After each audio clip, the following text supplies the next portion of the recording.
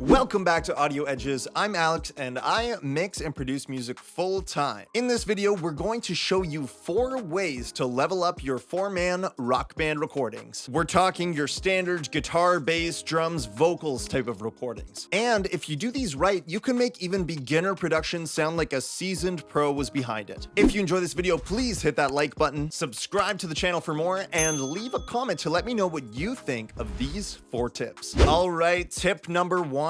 Tip number 1 is to record the drums and bass first as bed tracks, and then edit them both tight together before recording the rest of the elements. This means you should focus on getting a solid rhythm section first, which will serve as the foundation for the rest of the instruments. Once the rhythm section is locked in, you'll have a much easier time recording everything else. So this makes sure your rhythm section is tight, like the pair of skinny jeans on your lead singer. All right, tip number 2. Tip number 2 is to double the guitar parts and pan one left and one right. Bonus points if you use different guitars and different amps to create a variety in the tones. Doubling the guitar parts adds fullness and width to the mix, and panning them left and right gives a sense of the listener being surrounded by the music. Using different guitars and amps for each part can add depth and interest to the layers, really making the guitars pop. So this tip will make your guitar sound like it's been working out, even if you haven't.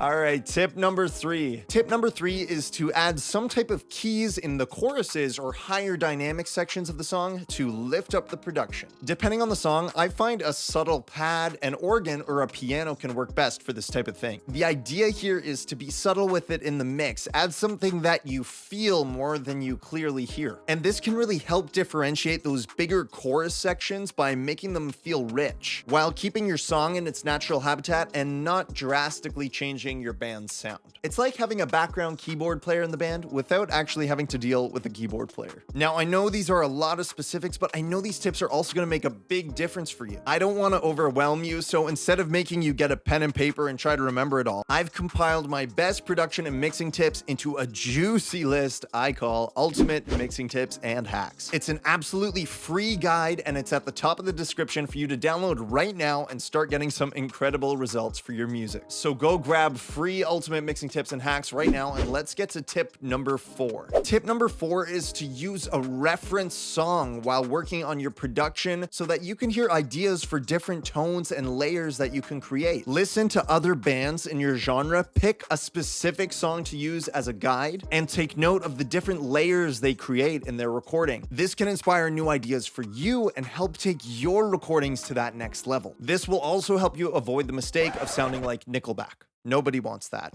Just kidding. I actually have nothing against Nickelback. I just couldn't resist. So there are 4 ways to level up your 4-man rock band recordings, but before we go, here is a bonus tip. Bonus tip number 5 is about the mixing process. If you're working with a mix engineer on the final mix and you're making some revisions to the mix, decide together as a band first what your mix notes will be instead of sending conflicting notes from each separate band member to the mix engineer. This will help you avoid ending up with a mix that doesn't really align with the final vision, because it's become a Frankenstein of each band member emailing the mix engineer separately to ask for their instrument to be louder. Remember, as a band, you're a team and you each won't sound good unless you all sound good together. I hope you found these tips helpful. If you did, don't forget to hit the like button and subscribe to the channel for more music-related content. Keep rocking, and we will see you next time.